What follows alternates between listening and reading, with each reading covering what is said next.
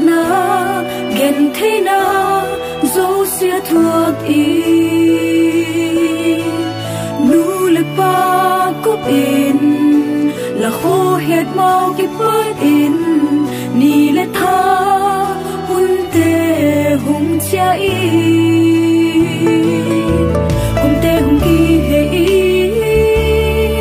hun te hun chia zel ý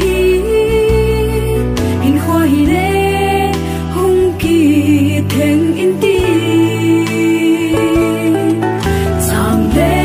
ki pat na chang le na te ka ni lui ni te hun vai don i ma le lung ke lo in ka doi sat na le ka pau cham na nang uti ka le go le ka ki pang na le ka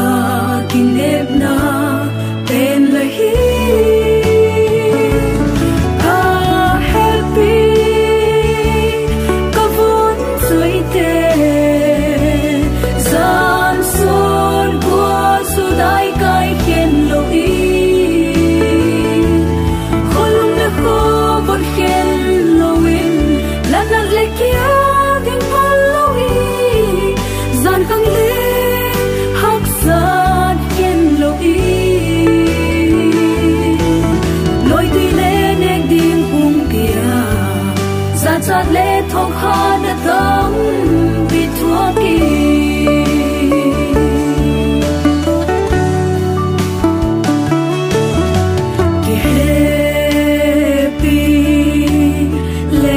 ngai hop tua simun le mi hiam dam sungin hun tiam anei lo hi ki sam dal tua singi in sum nuam siamin krista achun ki pak i sa ka tu le cha te ngai ka in ma le liam sa te ko ki thei ta lo sum kim alen la le ka ki pag na te ko ki thei ta lo sia in khwa hin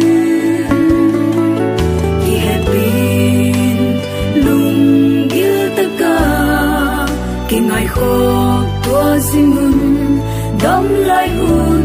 som cha hin ni sin la hin khwa in pathian he sin in adoi lam boli